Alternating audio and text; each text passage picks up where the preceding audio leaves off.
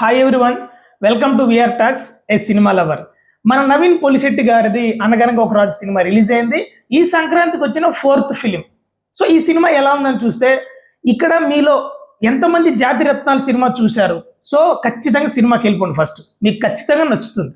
ఏంటంటే స్టోరీస్ చాలా చిన్నది, థిన్ లైన్తో రన్ అవుతూ ఉంటుంది.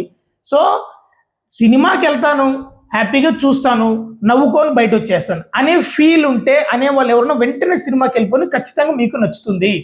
సో స్టోరీ ఎక్స్పెక్ట్ చేయకు, ఫైట్లు డ్రామా ఏం ఎక్స్పెక్ట్ చేయకు, కామెడీ మాత్రం ఎక్స్పెక్ట్ చేసి వెళ్ళిపో, సూపర్గా నచ్చుతుంది. ఇక్కడ వన్ మ్యాన్ షో, మన నవీన్ పొలిశెట్టి గారిది one man show. Almost Naveen గారు వేసే ప్రతి పంచు నవ్వు వస్తుంది, ప్రతి డైలాగు మనల్ని ఎంగేజ్ చేస్తుంది.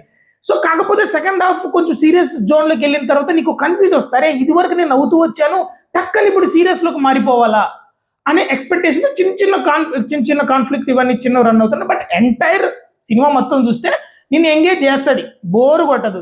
నువ్వు ఫ్రీగా ఉన్నావు, నీకు నవ్వు ఉంటే చాలు, టైం పాస్ అవ్వాలంటే వెంటనే వెళ్ళిపో, సినిమా నీకు బాగా నచ్చుతుంది. సో ఇప్పుడు రిలీజ్ అయినటువంటి రాజాసాబ్ అండ్ మనసం శివశంకర్ వరప్రసాద్ అండ్ భర్త మహాశైలకు విజ్ఞప్తి అండ్ అనగానే ఒక రాజు, ఈ 4 సినిమాలు ఈ సంక్రాంతికి వచ్చాయి. సో ఈ 4 మీరు చూసుంటే ఏ సినిమా మీకు బాగా నచ్చిందో నాకు ఒకసారి కమెంట్ చేయండి. Thank you.